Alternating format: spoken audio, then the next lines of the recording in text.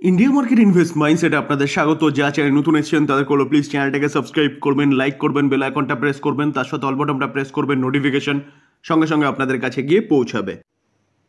Indian oil corporation limited, তো IOC কোম্পানিটাকে দেখলে দেখা যাবে, দেখুন কোম্পানিটা লাস্ট ট্রেডিং সেশনে একটা নেগেটিভ রিটার্ন দিয়েছে, যেখানে এই কোম্পানিটা মার্কেট ক্যাপ দেখলে দেখা যাবে 2.05 লাখ কারোর, একটা লার্জ ক্যাপ ক্যাটাগরি কোম্পানি এবং নিফটি 50-র পার্ট।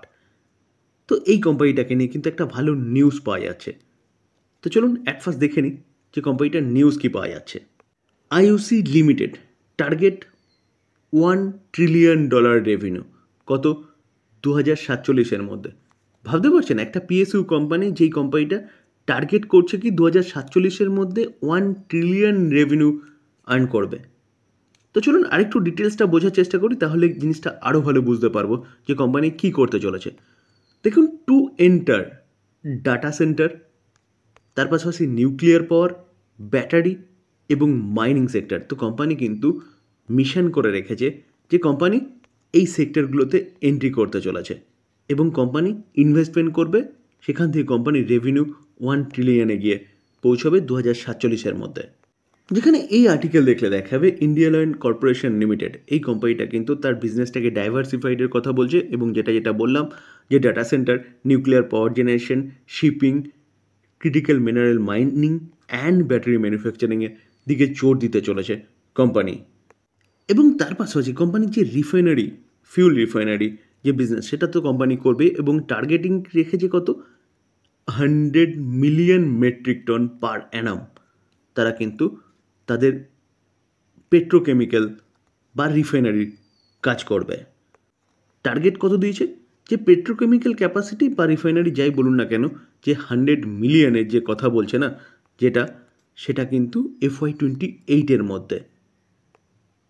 তো কোম্পানি এই কাজগুলো করার কথা কেন বলছে?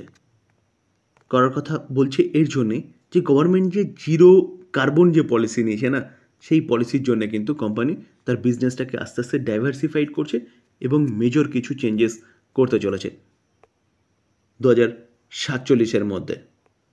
তো এটা কিন্তু একটা ব্যাপক বড় নিউজ এই কোম্পানির জন্য, যেখানে এই কোম্পানি যা প্ল্যানিং করে রেখেছে, সেই প্ল্যানিংগুলো যদি সাকসেসফুল হয়, তাহলে এই কোম্পানিটা কিন্তু ভবিষ্যতে ভালো করতে পারে।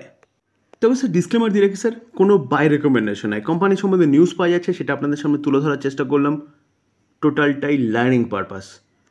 এটাকে কেউ বাই রেকমেন্ডেশন হিসেবে নেবেন না। বাই করার আগে নিজে ভালো মতন অ্যানালাইসিস করবেন, তারপরে বাইয়ের কথা কিন্তু চিন্তাভাবনা করবেন। Aditya Birla fashion and retail limited, যে কোম্পানিটার নাম শুনে আপনি বুঝতে পারছেন যে কোম্পানিটা কোন সেগমেন্টে কাজ করে। তো এই কোম্পানিটা 778.90-তে চলছে এবং লাস্ট ট্রেডিং সেশনে 0.5% মতন একটা আপসাইড মুভমেন্ট দেখিয়েছে। তো এই কোম্পানিটা 22 তারিখ, এই দিনটা স্যার মাথায় রাখতে হবে, কারণ 22 তারিখে কিন্তু এই কোম্পানিটা এখান থেকে হাঁপতে চলেছে। কেন, চলুন সেটা একটু দেখি। দেখুন, আদিত্য বিড়লা গ্রুপের এই কোম্পানিটা ডিমার্জ করতে চলেছে তার বিজনেসটাকে। রেকর্ড ডেট 22 মে, অর্থাৎ 22 মে এই কোম্পানিটা হাফ হয়ে যাবে এবং একটা শেয়ারের জায়গায় কিন্তু আপনার দুটো শেয়ার আসতে চলেছে। তো 1:1 স্প্লিটের কথা কিন্তু বা ডিমার্জারের কথা বলেছে কোম্পানি, যেটা 22 মেই কন্ডাক্ট হবে। যেখানে আদিত্য বিড়লা গ্রুপের যে রিটেল এবং ফ্যাশন যে বিজনেসটা না, সেটা কিন্তু দুটো আলাদা আলাদা। আদিত্য বিড়লা ফ্যাশন এবং রিটেল বিজনেস, এই দুটো কিন্তু আলাদা আলাদা কোম্পানির শেয়ার লিস্টেড হতে চলেছে। অর্থাৎ Aditya Birla fashion and retail যে কোম্পানি, যে একটা শেয়ার হোল্ড করছেন, তারা কিন্তু আদিত্য বিড়লা ফ্যাশনের একটা শেয়ার পাবেন এবং আদিত্য বিড়লা রিটেলের আরেকটা শেয়ার পাবেন। বিএসসি, বোম্বে স্টক এক্সচেঞ্জ, তো কোম্পানিটা একটা এক্সচেঞ্জ, যেই কোম্পানিটার বিজনেস শেয়ার মার্কেট রিলেটেড এবং লং টার্মে এই কোম্পানিটা কিন্তু অনেক দূর পর্যন্ত গ্রো করবে বা বেস্ট ইনভেস্টমেন্ট হতে পারে। যদি আপনার মনে হয় যে আমাদের ইন্ডিয়ান ইকোনমি আরও ভালো করবে, আমাদের নিফটি বা সেন্সেক্স এখান থেকে আরও ভালো করবে, তাহলে এই কোম্পানিটাকে কিন্তু ভালো করতেই হবে। কারণ আমরা বোম্বে স্টক এক্সচেঞ্জে গিয়ে যা কিছু করছি, ইন্টারডে, পজিশনাল ট্রেডিং বা ফিউচারে কাজ করা বলুন, অপশানে কাজ করা বলুন, সেখান থেকে কিন্তু আমরা একটা চার্জ পে করি এই কোম্পানিটাকে, ডেলিভারিতে কাজ করা বলুন, এবং তার পাশাপাশি বিভিন্ন ব্রোকিং হাউস থেকে, বিভিন্ন মিউচুয়াল ফান্ড থেকে এই কোম্পানিটার ইনকাম।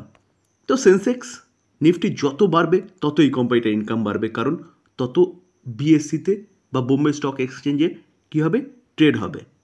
তো বিজনেস ফিউচার ওরিয়েন্টেড বিজনেস, এবং বিজনেস কিন্তু লং টার্ম সাস্টেনেবল বিজনেস, যেখানে আমরা যদি লাস্ট 5 বছর রিটার্ন দেখি না, দেখলে দেখা যাবে 5,410% রিটার্ন দিয়েছে। তো ব্যাপক রিটার্ন কিন্তু আগামী কোম্পানিটা রিটার্ন করে দিচ্ছে লাস্ট 5 বছরে। তো এই কোম্পানিটা কিছুদিন আগে কর্পোরেট অ্যাকশন দিয়েছিল, কি বোনাস দিয়েছিল 2:1।